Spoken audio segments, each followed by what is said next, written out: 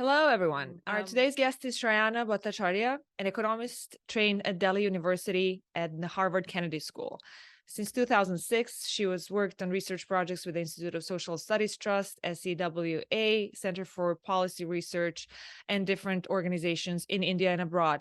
Her first book of nonfiction that will serve as the basis of today's conversation is called Desperately Seeking Shah Rukh, India's Lonely Young Women and Search for Intimacy and Independence, which was published by HarperCollins India in November 2021. Shrayana recently won the Times of India J.K. Paper Author Prize for Best Nonfiction Author for 2022 and the Scotch Economic Forum Prize for Literature.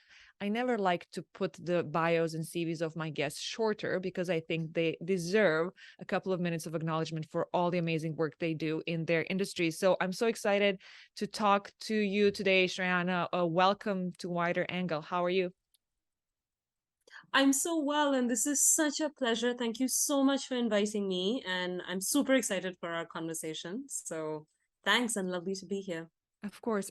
Me too. And I have to thank my colleague, Surpi, who brought this book to my attention. And she's our South Asia editor. So thank you, Surpi, for this. So, Shrayana, you acknowledge early in the book that you are, quote unquote, attempting an ambitious project as you describe this series of portraits of different women in post-liberalization India in the last few decades. And you also describe your own position in this framework and your discomforts, and you share genuinely really different observations about both your own life and those of others around you, specifically during the COVID-19 pandemic.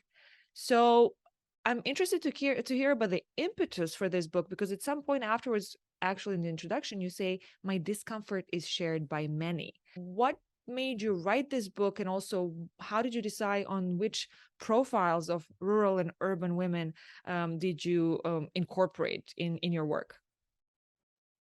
Riada, I have to tell you that if somebody had said to me 15 years ago, and this is a 15-year-long project, that I would write a book which would, in a way, follow the economic and personal lives of a whole set of women using very traditional longitudinal sociological research. Qualitative researchers do this all the time, particularly in countries like the US. You follow people for a decade to see where their lives end up.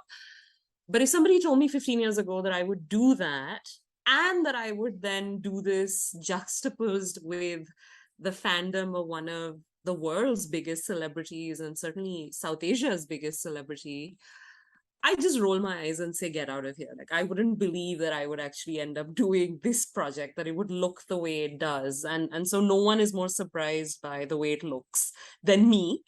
And so I think one part of the discomfort, to be perfectly honest with you, is just the discomfort of the process. I mean, I think anyone who's a journalist or writes nonfiction knows in extremely unequal countries, writing about other people's lives, the ethical implications of that are very challenging and very demanding. And I had a very simple rule, which was I would write about myself whatever I wrote about others. So if I was going to write about other people's sex lives and their wages and their frustrations with the labor market, I would share that of myself. And that's at least my one attempt to try and introduce some reciprocity, right, in the process of this work.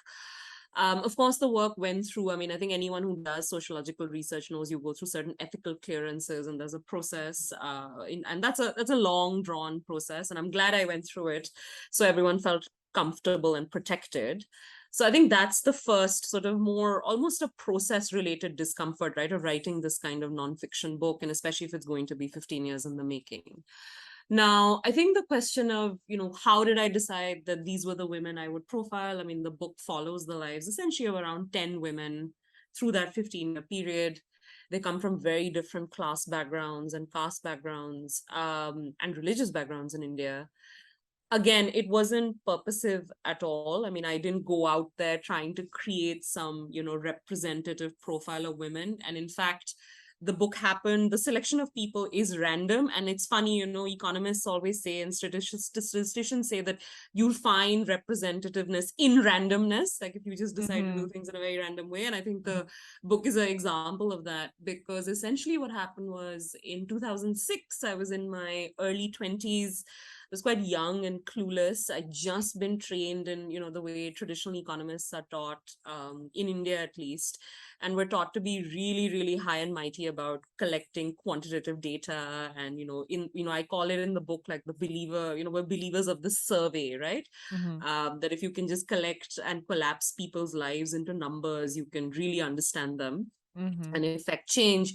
And I was sent out to a slum in Ahmedabad, which is in this western region of a state called Gujarat in India.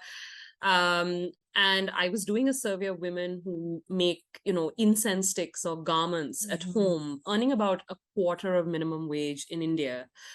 And these were extremely harsh circumstances that these women were operating in. And when I started my traditional survey of, tell me about your wages and tell me about your working conditions, we were trying to create statistical profiles of all these women. And it was all supposed to feed into activism for better labor rights and conditions of work. What surprised me was how bored these women were with my very standard questions. And one of them turned to me and they said, well, we've seen posh girls like you coming in from Delhi asking us all these questions a million times over. Can we talk about something different? Oh, wow. And, it was a bit of a crisis, honestly, in the field, because I realized that traditional modes of asking questions was just not working. And, I'm one of those people, I get very worried when people are bored of what I'm saying. And this, by the way, holds true for our conversation as well. So you should feel free to stop me if I'm boring you at any point. And I realized I wouldn't have had you here at all if at all I thought it was boring. Actually, I was reading a book and I told my colleague and she said, wow, you're a fast reader. I said, I really think this is a fascinating book. So, thank you. There we go. No, yeah, thank you. No, so I'm glad, but it is a disclaimer. And I did not want to bore these ladies, much like I don't want to bore you. And so I thought, God, what do? We need to do something differently. And in India, there are very few things, given the sort of regional differences, linguistic differences, there's so much that divides us. There are very few things that unite Indians. And one of them tends to be Hindi cinema, Bollywood. And I started asking all these women about their favorite actor. And surprisingly, many of them shared this one common actor. And I know we'll talk about that a bit later. But the way I decided to select all these women was essentially wherever I did a research project, I'd ask them this question. Because what I realized was when I asked all these women about their favorite actor and what gave them pleasure, they were much more happier, to talk to me, to open up about their lives. And it actually taught me a lot more about their economic lives than I had realized it, than I would have originally imagined it would. And so what you see on the page is essentially people who agreed to go through the ethical and, permission related protocols of writing this book, who wanted to participate in the research. And at some point, what I did decide to do, which was a bit different, is, I'm a bit sick of a certain kind of nonfiction writing that always writes about others who are marginalized, and then you don't really place yourself in the text, right? There's a kind of artificial difference, I find, distance rather, social distance between those who are doing the observing and those who are being observed. And I realized that I wanted to open up the book to not only include women who were barely making minimum wage, but to include women like myself, the elite, the emerging middle class. And, I'd met a lot of women in my life, in that early period of my 20s, who are all fans of this one common actor who I'd heard about from women in Ahmedabad as well and elsewhere. And so what you see are different profiles of women from different class circumstances, chosen completely at random, because these were women who wanted to be part of the project. And I decided to never ask them direct questions about their lives. We would only talk about the actor and when they watched him. And as you can see in the book, that actually reveals a lot more, I think. And there was a much more open and joyous way of doing the research than the very traditional stuffy social science way of, taking a questionnaire and asking a bunch of questions and being very intrusive. So yeah, what you see is almost a compromise when traditional methods of social science fail. And that's really the genesis of the book. But, sometimes or often in life, the best things happen when you least expect it, I guess. So Yeah. I think, but I can absolutely understand why that idea or lens of this, well, global cultural icon, allow these women to kind of feel more comfortable about speaking about this, all these topics that you addressed a little bit. So then I'm curious, what do you think that this, as you write, imaginary fan club, it's not a real thing, right? Yeah. What was a common source of frustration for these women from all these different backgrounds? So it's their lives are really different, but I think, when the book, when I say it's, the book is called Desperately Seeking Shah Rukh. And for those Mhm. who don't know, if you've been living under a rock, and as you know in the book, I judge anyone who doesn't know Shah Rukh Khan. You should know Shah Rukh Khan as a global citizen. He is South Asia's biggest matinee idol, really revolutionized celebrity culture in India, one of our most beloved actors, Mhm. remarkable icon of, I think, particularly post-economic reform, India and South Asia.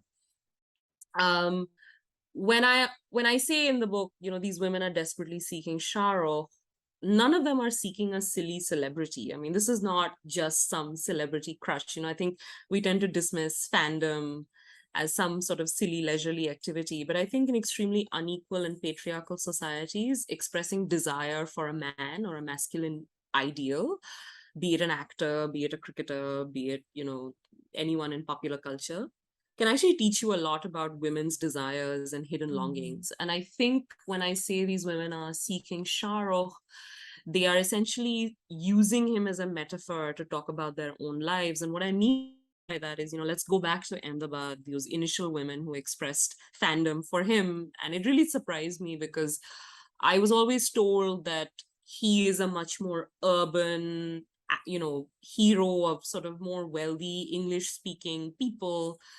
But here were all these women who were struggling to make ends meet, and they just absolutely loved him. And they Mhm. used to save small amounts of their money to be able to just organize a television screening of his films. Mhm. Because, as I mentioned in the book, it's really hard for women in India to go out to a cinema hall and watch their favorite actor. And I realized what a fascinating way to try and capture the quality of life and the freedoms or lack of freedoms of women, because when they're seeking Shah Rukh, they're actually seeking money to be able to watch him. They're seeking markets to be able to actually go out there and access images that they want to. They're seeking mobile phones so that they can scroll up and look at an image or a song of their favorite actor. They're seeking men who will celebrate and allow them to just have fun. Mhm. And they're seeking safe spaces. I mean, the data in the book shows 6 out of 10 people in a cinema hall in India are men. Mhm. India has one of the lowest female employment rates in the world. So women's access to a purchasing power and independent income is one of the lowest in the world. We're in the bottom 5 when it comes to women's economic freedoms. And so when I say they're desperately seeking Shah Rukh, I mean, it's not just, this beautiful, sexy man, but there's actually a lot more going on there. I mean, they're talking about how hard it is for any woman to just go out there and spend money on what she enjoys doing. And I realized this was a very interesting way to enter into women's lives. So I think, to answer your question, what's common, I think, across all these women, irrespective of caste, class, social position, is this frustrated access to income, to markets, to the economy. And I wanted to tell a story about how the Indian economy has just been so brutal to women that you can't even watch your favorite actor. Something as simple as just that, right? And I use it as almost a proxy for an economic transaction. How easy is it for you to just go and watch your favorite film or your favorite actor, to give the reader a flavor of the kinds of economic struggles that women go through? And what's really beautiful, I think, I mean, what really moves me when I take a step back and think about the stories that I documented is each of the women through the 15 years that I've known them actually works really hard to make sure she ends up in a place where she can just watch Shah Rukh Khan whenever she wants, right? Mhm. And I wanted to tell that story of what that struggle looks like. What did their job trajectories look like? And how did the world change when these women started earning small amounts of money and spending it the way they wanted to? So to me, what's common is almost this metaphor for the market, for masculinity, a different kind of masculinity, which this actor seems to represent. and the ability to just have an independent income and live the life that you want to, and self-actualize yourself and assert yourself. So that's, to me, what's common across all these women and stories. Mm. Yeah, there's so many powerful descriptions without giving too many spoilers about really, I mean, these instances that are striking in terms of just both the ideas of well-being and, how far these women go collecting money themselves together to get a TV. And Yeah. then the reactions in the community, and what's going on, it's really, yeah, I mean, it's really illuminating to learn more about it. And so you mentioned some data in the book, throughout the book, and your background as economist obviously and clearly allowed you as an author to both present this and then analyze for the general audience and the readers all this numerous statistics. And some of that, as much as I might have known, was really striking. I did not know, as you said, the WEF report from 2020 on the gender gap in economic participation, that which placed India in bottom 5 countries in the world. I did not know that, with Pakistan, Syria, Yemen, and Iraq. So I'm curious, how has then this background as an economist as well impacted these dynamics, and understanding actually of these dynamics of contemporary gender relations in India, that you describe in the book? So I wouldn't have been able to write the book if I were not an economist. I mean, number one, that crisis that I described in the field where I go and ask those questions, it just wouldn't have happened because I went there given my background. But having said that, I also think because of my background, I was very steeped in scholarly literature, and some of it can be very alienating for those who are not used to numbers, not used to reading a certain kind of literature. I was really steeped in what was happening, what were different academics saying, what were activists saying. I mean, I had a sense of that conversation as to why is it that we see these extremely low female employment rates in India, and women's ability to just, as we said earlier, just actualize themselves. Why is that so abysmally low? And it's surprising, given, you think that would not be the case.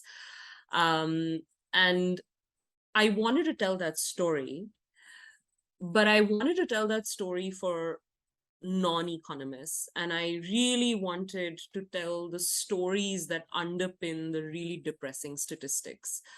Uh, Part of that, I think, so part of it, of course, is the toolkit I learned because of the data and the studies, was because of my background in economics. But I must also confess that the book is also my frustration with professional economics and professional social science, because I feel like, especially when you listen to the conversation around gender in India, I feel like we almost operate in this ghetto of, the same gender scholars and the same people writing about these issues, talking to each other.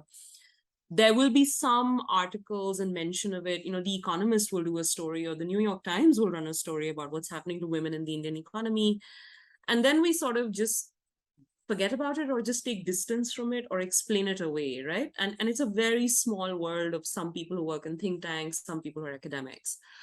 I really wanted to convey the emotions that underpin these really depressing numbers to a much wider public. And I realized the only way to do that is if you marry the statistics with the stories effectively, and also throw a light on when the statistics just don't capture the feelings, right? I mean, what's happened now is, when you keep showing people just a bunch of numbers and graphs, and we saw this during COVID, right, with death statistics as well, very sadly, which is people grow inured to them, right? Like, you don't realize the stories and the faces behind these numbers. And as a student of economics, or someone who works in development, and I can tell you this is also true for many people who are English reading, sort of, people who look at newspapers and consume a certain kind of data journalism.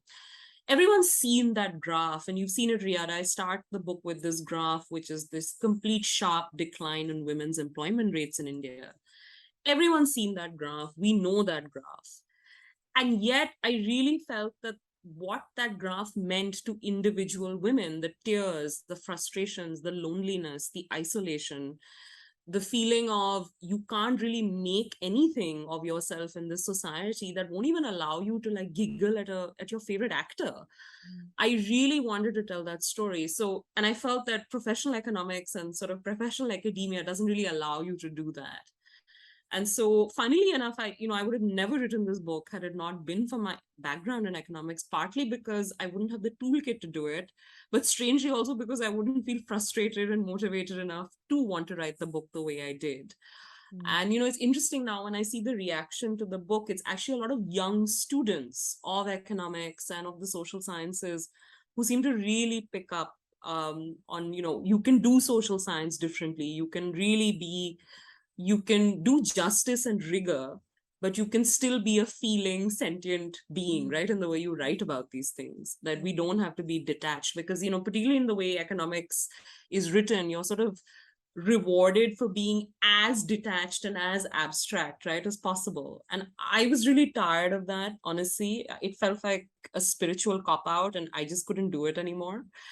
And so I think the book is written in that it is actually my clarion call, perhaps, for writing economics and doing economics, the presentation of it for the lay public differently, as opposed to just throwing a bunch of numbers. And, I think that nobody really cares about these statistics. I think you actually end up sort of, it's dehumanizing, right? And we've seen this. And I really felt like I wanted to take a slightly different approach. And so the book comes from that. Well, it's interesting. I mean, I've read and heard that the book has sparked all sorts of conversations, obviously in different areas as well. So I'm also curious, now that you mentioned the writing and that we spoke a little bit about it in terms of the impact of your professional background, economics on it. The style of writing was very interesting. It changed, and I'm interested, and I'm curious to hear about, was that purposeful, or how purposeful did it end up being, obviously by choice now that it's published, in terms of at times you use her and then you use description for a woman or for her lifestyle or for whatever it might be, and then at times then you change and you say you have grown up doing this, you have seen this, and then at times it changes to we. And to me personally as a reader, it kind of signaled a different intimacy, or it seemed as if the link that was being created between the reader and the writer was, carefully chosen. But I'm curious to hear from you about this aspect of writing and the choices that you've made. It was a very deliberate decision, the different voices that you hear in the book. I think the reason was it starts off by being very intimate. So if you look at the book, it's got 4 sections. The first section is honestly about women like myself. So elite, typically upper caste, English-speaking Indian women. And that's actually where I use a lot of you. And there's I, because I'm present in those pieces. And I use the you as a descriptor for a community of women that I feel I am part of and I know quite intimately well. They're my friends, they're people who are a lot like me. And the other reason I use you is particularly in this chapter called the Elite Composite. And, the title gives it away. It is a composite of a set of 80 interviews that I did with different women who are, again, English-speaking upper caste, as sort of first section of the book includes. And, I wanted to write up an average experience of these women because I'd collected information about them and why they like this actor and about their jobs and their journeys. And many of the women also were very uncomfortable being identified as individuals. So many of them felt very comfortable being a composite. And I'm very transparent, as you know, in the book about what's a composite and what's not and all of those things. And so I decided, let me write it up as a composite, and then it's written as you, because I do believe this is the woman who's reading the book in English, of all the women who are described. It's a fairly still small world of English reading, the public in India, and that's the you. So that's the first part. So I think there is an intimacy because The you is, I think, an English reader, and hence I feel some sense of affinity with her. I also know that largely I had guessed this, and I am correct in my guess, which is the readership is largely women. And it's so the you signals that sense of, I think the fact that we are part of a community. Mm-hmm. Then when you go into, I think, the second and the third sections of the book, those are about, the emerging middle class of India, the precariat of India. And these women, while I have some sense of connection to them, I really cannot claim that I understand fully their experience. I can only write what I have observed and what they have shared with me and what they've allowed me to write about them. And here I felt the need to be very clear about the descriptions, and hence there's the her, right? So there's always the her with a lot of these women. And so I think what you're picking up in that use of voice is how confident I feel I can claim to know you, honestly, as the person as a writer who's writing about other people. And the more confident I feel, the more I use the you, and there's an I, and there's more direct attribution in the voice. And the less confident I feel there, then I'm very careful about the her and ascribing. Now, the last section of the book, which is where I sort of try and pull all these strands together, where I really try and take a step back to understand what has been the journey of Indian women, at least based on what I look at the data and the stories for the past, 15 to 20 years. And that's where there's we. And that we comes from a community of women who are keen to cultivate professional identities and really frustrated with the way our families, our communities, our societies, and our employers and the economy are treating us. And so that's the we. That's an angry we.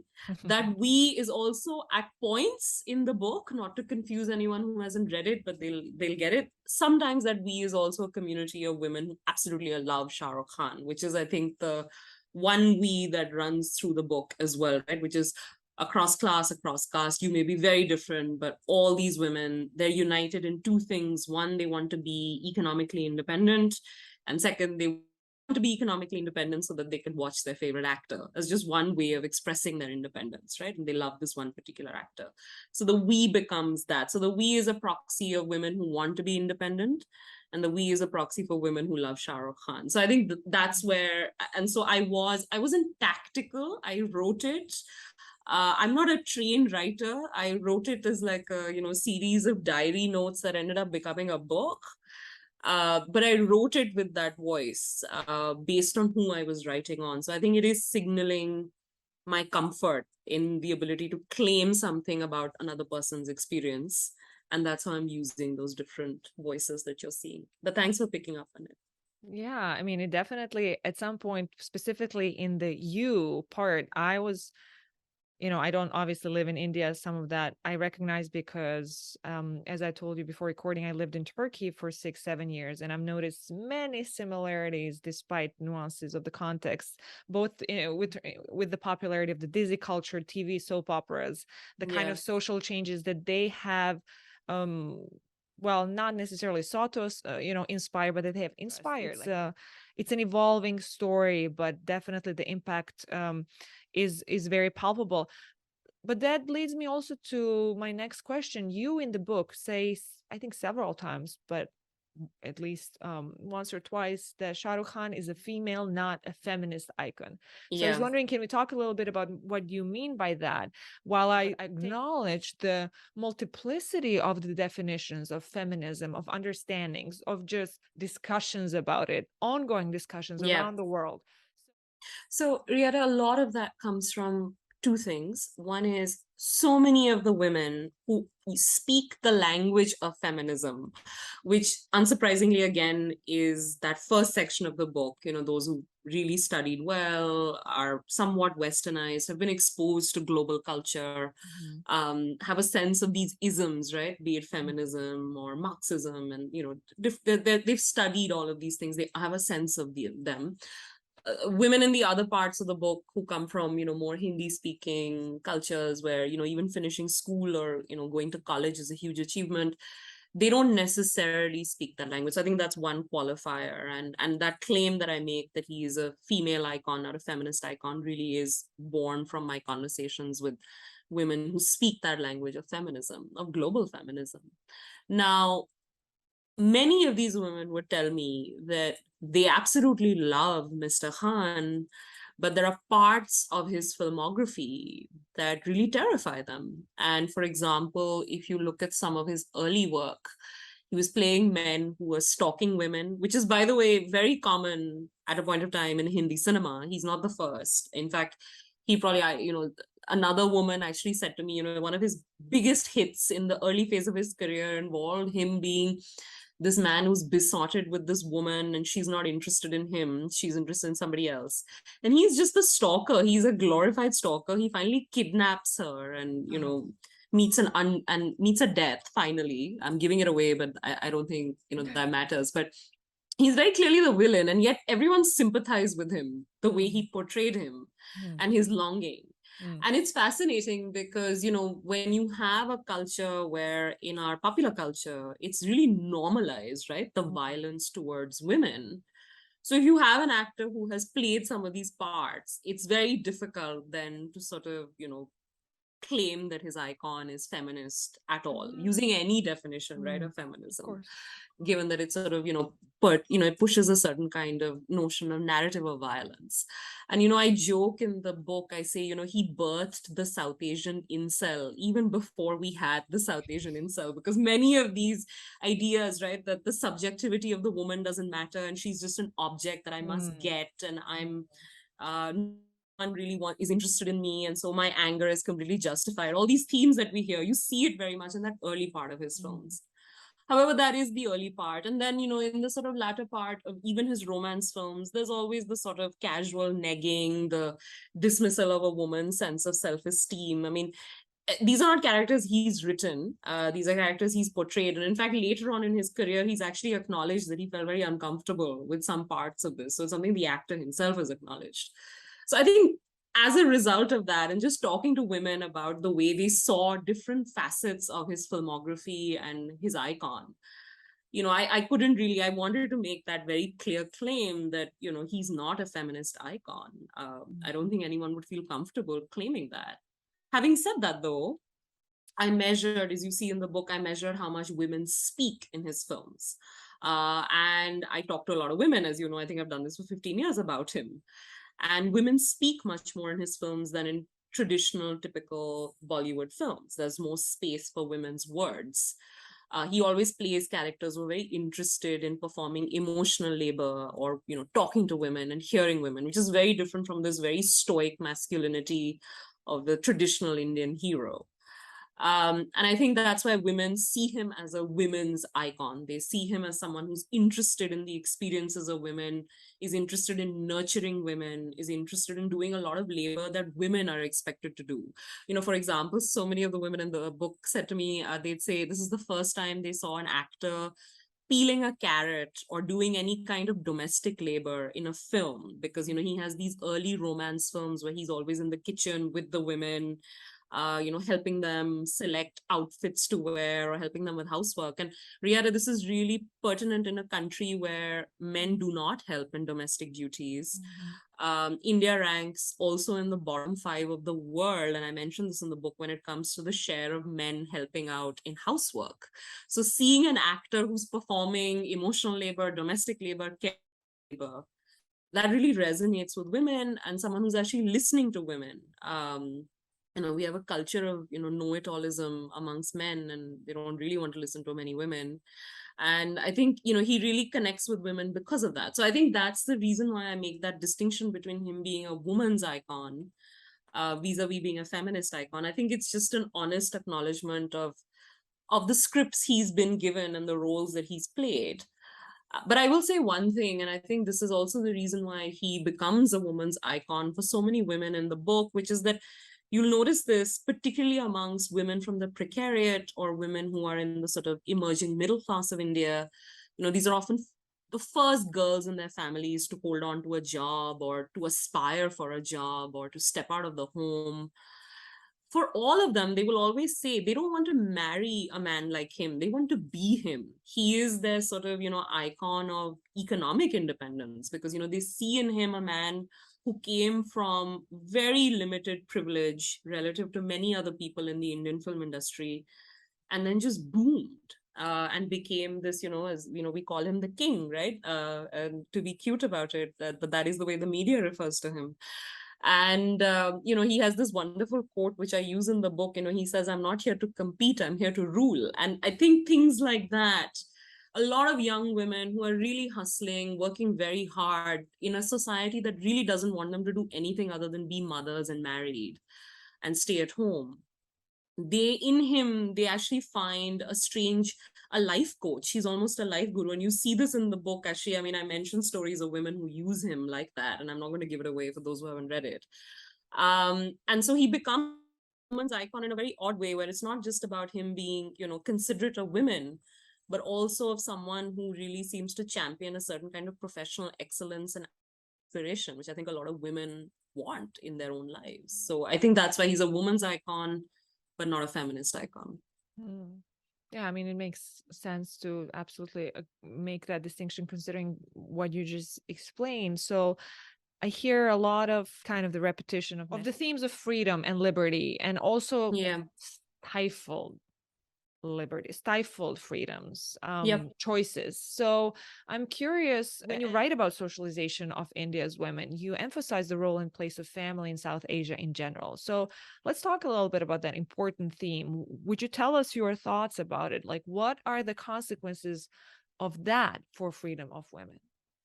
It's fascinating. I was actually talking to someone, a foreign journalist recently, and she said to me, she said, usually when she writes about gender relations when it comes to other developing countries or other middle income countries, she always ends up saying, well, you need to have X law, or you need to change the law to do this, or you need to have the right policies in place. What's fascinating about India, and this is what she was saying, she said actually all those policies exist. Our constitution is extremely progressive when it comes to gender norms.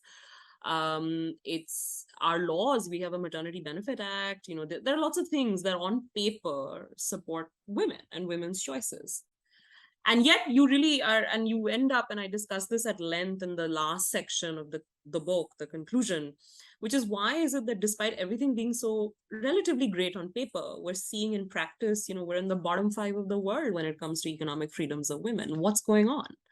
And I think what's going on is the family, is the fact that, in the book, I use the work of other economists and call them hidden taxes. So each time a woman in the book, you would have seen this, she decides to deviate from a very traditional script of femininity, right? Which is supposed to be, pliant, dutiful, beautiful, staying at home, the carer. If you have women who want to depart from that, if you have women who just want to go out and, stare at a guy they think is attractive and giggle about him, right? Suddenly that's that's in a way exhibiting a woman's sexuality and her voice in a way that makes the family very uncomfortable, and the immediate community very uncomfortable. And so there is minimizing of women's experiences, there is ostracization, there's loneliness. And you see this in the book. Like, one example is, again, without giving too much away, there's a young woman in the book who ends up getting a really fantastic government job in India, which is sort of extremely coveted.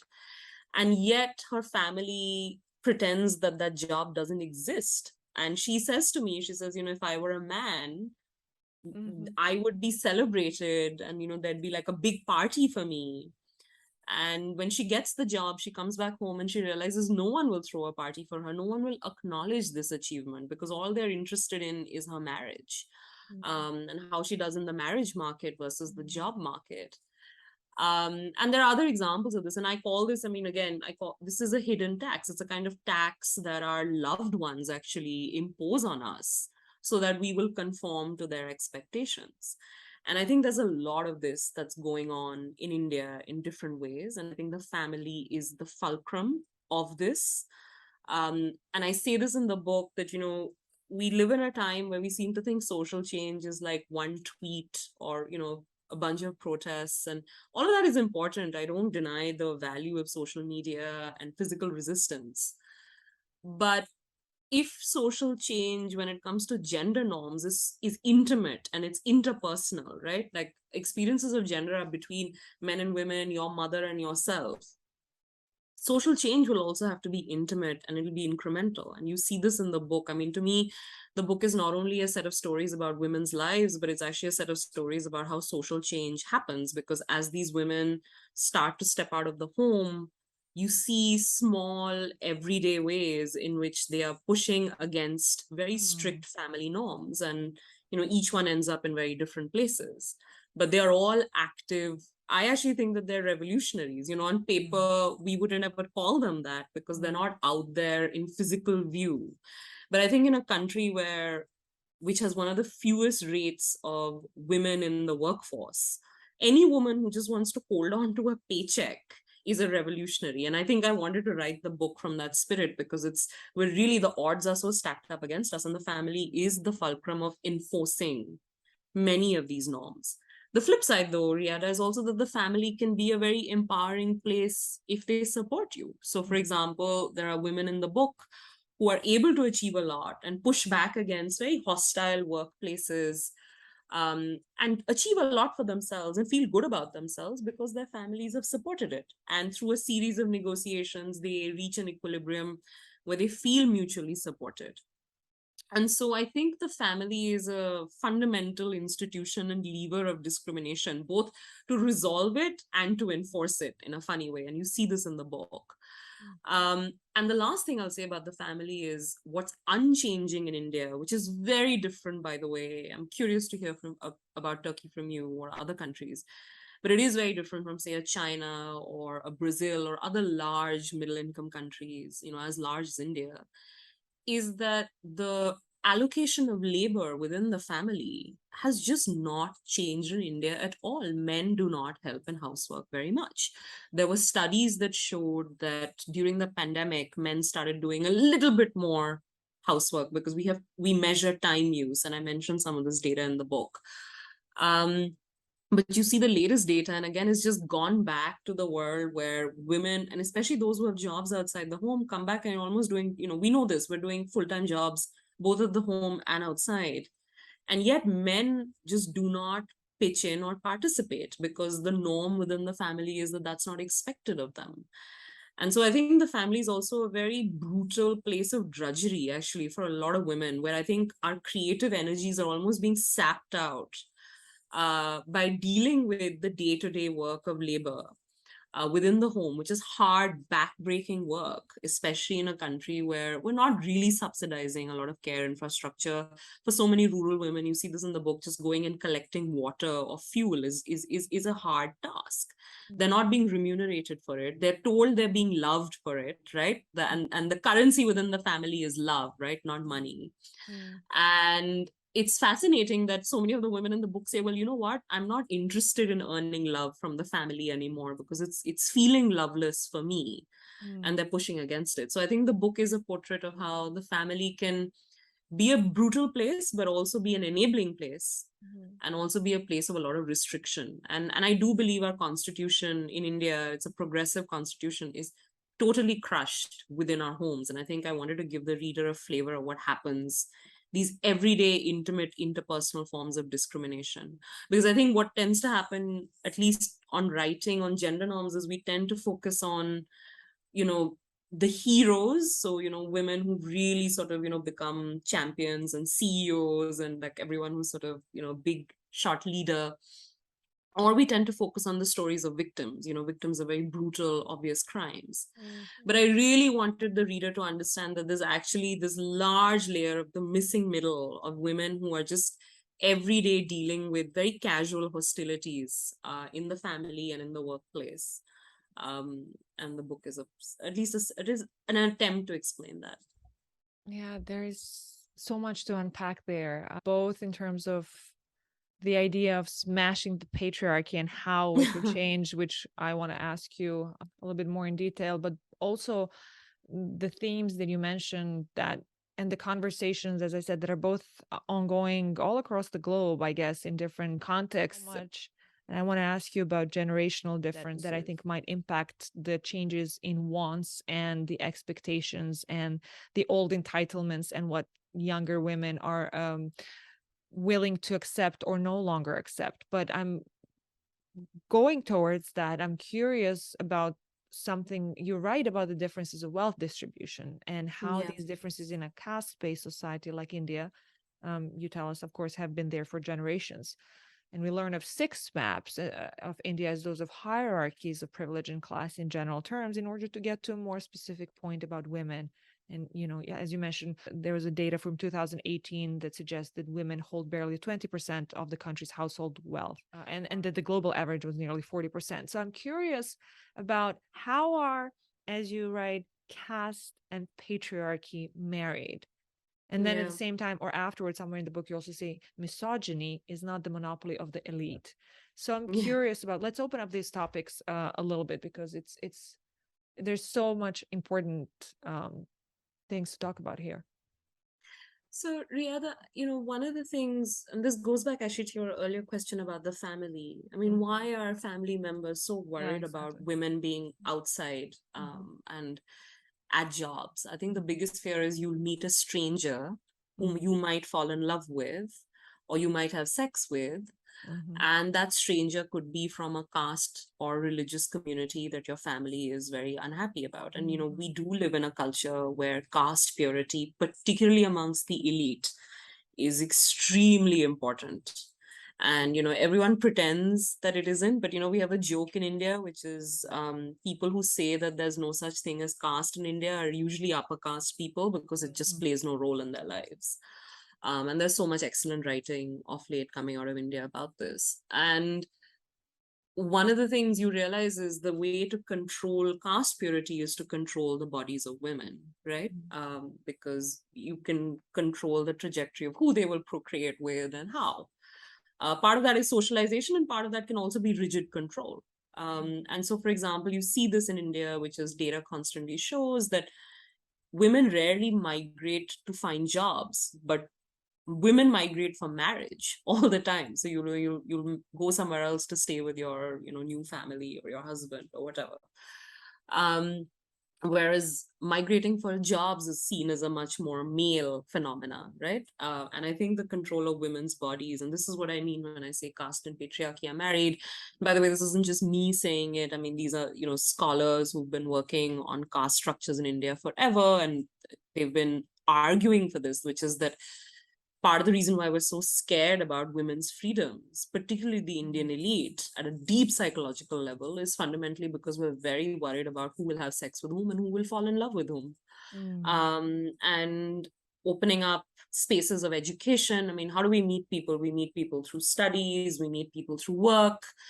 We meet people through the internet, and guess what, these are all three things that women have much less access to than men in our country. And so it's just, these are levers of control, right? And it isn't like the state is really stepping in to help this situation, and families are continuing to perpetuate this. So that's what I mean when I say caste and patriarchy are married. I think, having said that, though, when I say that misogyny is not a monopoly of the elite, one thing you see in the book is there is such paranoia about female pleasure and joy. You see it in the book constantly. And I actually, to be perfectly honest, it really surprised me, just the level of paranoia that women are not allowed, especially if you're from the precariat or this middle class that I talked about, even amongst the elite, to go out to like a cafe on your own, to go to a cinema hall on your own. You see this, women getting together to dance, sing, have fun is viewed with a sense of disgust and fear. And I think deep within that disgust is fear and paranoia.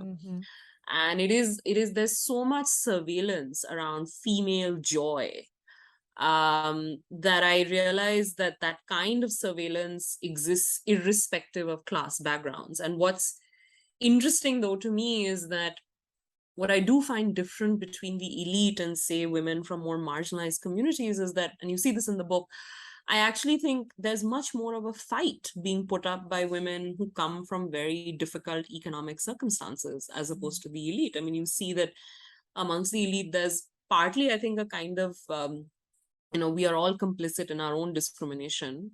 We made friends with it.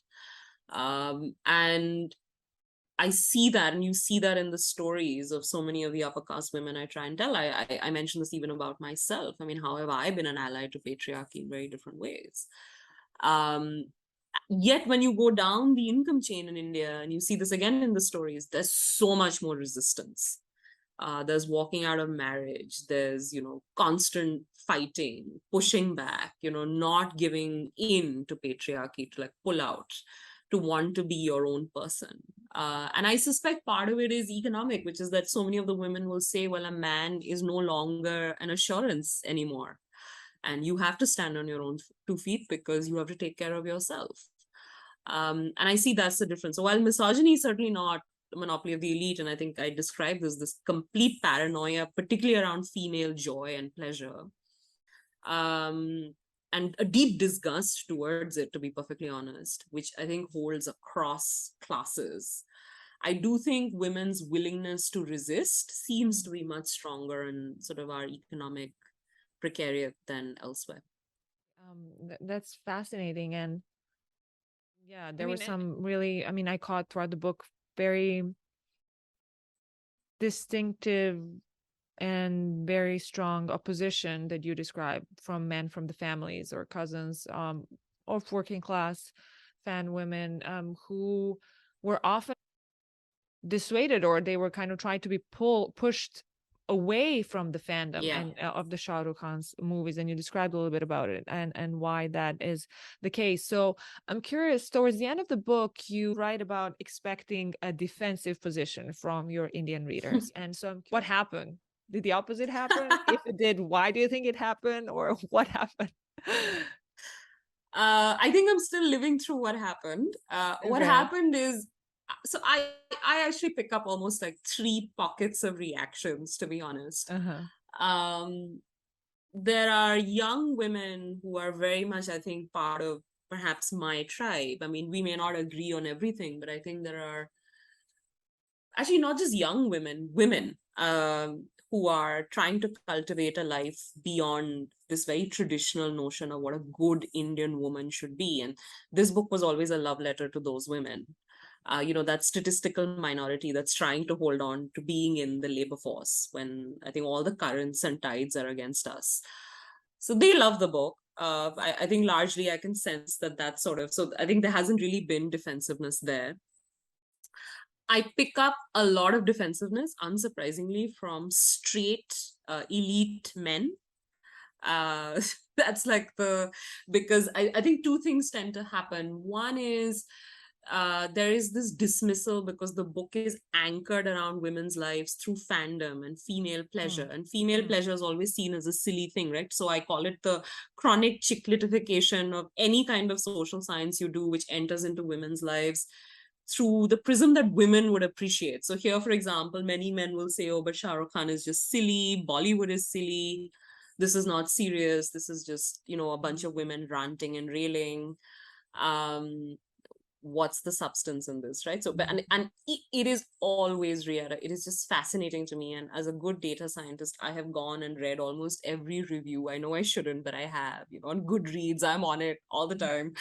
And it is fascinating how it's always men, and it's typically upper caste men. I can tell from names, you can tell. And so there's that second pocket. And the third pocket, which has actually been really heartwarming, have been people who are Shah Rukh fans. I feel that so many people, men and women, and those who don't conform to, gender binaries, so many people who love him, have read the book as a way to understand that there's a sense of community, right? That there's a sense of shared us. And I think it has sort of, some of them tell me that they've started seeing him very differently after the book. And there's a kind of open-heartedness. But I think the defensiveness definitely comes from, I haven't really picked it up too much from my female readers. I mean, you may not like the book, you may like the book, that's fine. But I think there are an honest acknowledgement that we have a very deep gender crisis in the country. I think no one can deny.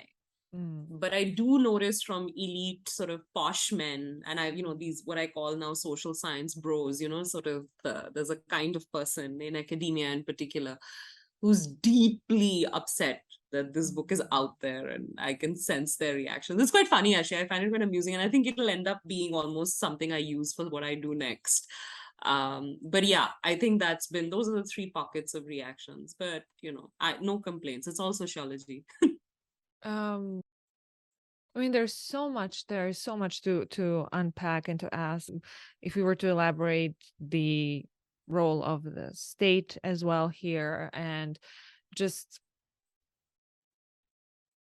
the various reasons and factors about why things don't change, or how do we quantify change, whereas you say that things change every day because of these private rebellions, as you speak. But kind of Yeah. as we approach the end of this conversation, sadly, I have to kind of I ask my guests, okay, so let's talk about the wider angle here. Yeah.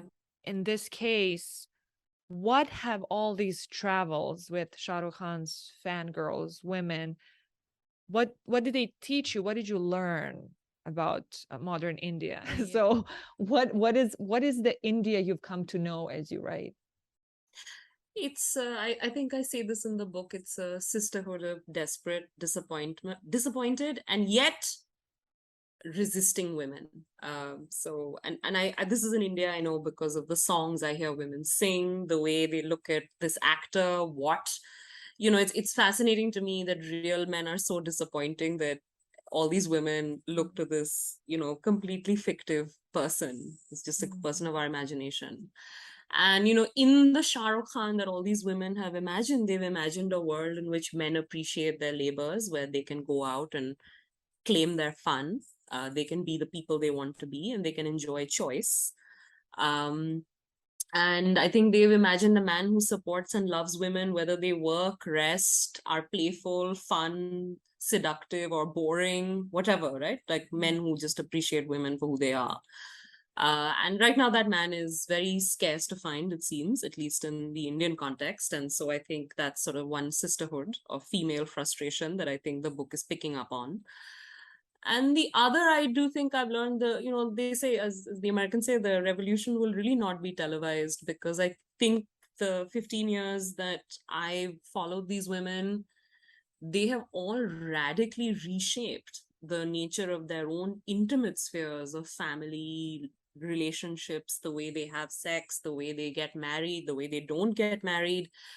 And yet none of these stories will ever hit magazine covers, or will ever be celebrated. And I really wanted the book to be a place where all these very private everyday acts of resistance are celebrated and valorized and honored, because I think that's really the path to true social change. And so yeah, I think that's what I've learned, which is there's a sisterhood out there of women who want more and men who can do better, and that the revolution is very private, but it's out there as well, and I'm very hopeful. Oh, that's good to hear that you're hopeful. We don't hear, I mean, again, I listen to these conversations, they're ongoing in different contexts about the road to change, or why hasn't it changed. And you write in the book that you've also asked many intellectuals, feminists, obviously these scholars, women themselves. And by the way, we should note, I think, and you do make a note, that these are also not necessarily reflections of the LGBTQ Yeah. population. I mean, there's a whole population with even more specific brutal challenges in all these contexts as well. So I want to acknowledge that note of yours, and for this conversation as well. To wrap it up, I want to bring us back to something that you acknowledged at the beginning of this conversation, and you have also acknowledged in different interviews. You wrote, I think it was Times of India, that the fact is that many Indians do not really see this, I guess, gender inequality as a very serious problem. Is that also that you think the change would come in the way that people treat each other? And you speak about action, right? Yeah. So a couple of things. When what I meant in that article is that I really think amongst the elite, the sort of the policy elite, and even just our general elite, I think there's a lot of lip service to gender.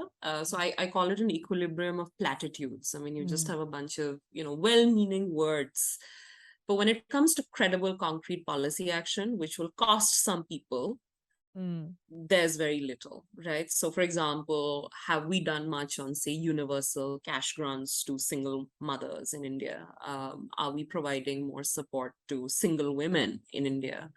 Are we thinking about ways we can put women at the center of employment policy? Not really. I think these are things that they're buzzwords, and lots of people say a lot of things, but when it comes to concrete action, there's very little. And having said that, though, there's an entire generation of women who don't belong to the elite, and also some women who do belong to the elite. Some of them are finding more and more political voice. India now, actually, women have become a very large part of our voting population. Their political voice is increasing. And my sense is that all of these young women in particular are just tired of a culture that deifies men. And, I think they want to be, as I said at some point in our conversation, they don't love Shah Rukh because they want to marry him. They want to be the stars of their own lives, just like he is. And I think for a lot of those women and the stories that I tell in the book, the reason I'm hopeful is because I notice that those women are just not putting up with the things that their grandmothers or their mothers had deeply internalized, right? Be it the way they dress, be it what they aspire for, be it the fact that they want to have a boyfriend, be it the fact that they're not ashamed of, having a boyfriend. Be it that they are willing to have very complicated political conversations with their families about their choices and how they think the country should be run or should look. And I think in those intimate spheres, which are intergenerational, I find a lot of hope. So I don't think the change will honestly come from people like me. I mean, I think some of us can document, tell stories, convey information, but I think the real political voice and the groundswell of that is going to come from the larger part of the Indian population, which is not the elite. And the stories that I tell in the book, when you look at what they've been able to achieve, it just fills me with a lot of hope. And so hence I'm optimistic. But there are days, I won't lie, there are days when I just, in fact, just before you and I spoke, I saw this video. It's gone viral in India right now, of a few young men climbing up the wall of a university premises in India to enter a girls only college because these women are organizing some kind of cultural festival, and there was catcalling, groping, just horrible forms of abuse. And I see videos like that, and my instinctive reaction on some days is, oh, we should just lock all the men at home. And even if the world would not be better if women occupied all positions of political power, but at least perhaps it's a different world to imagine, right? So there are days that I get very angry, but then there are days where I temper myself with the stories that I've been able to tell, and feel that perhaps it's a long process to change, but we're slowly getting there.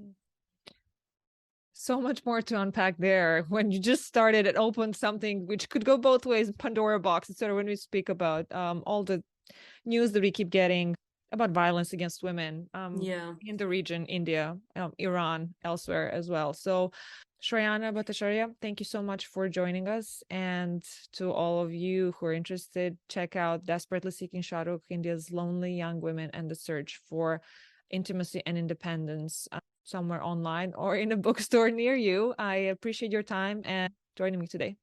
Thank you so much. It was so lovely speaking. Thanks. And to all of you, stay tuned for more conversations with guests from all over the globe. Have a good day. Bye.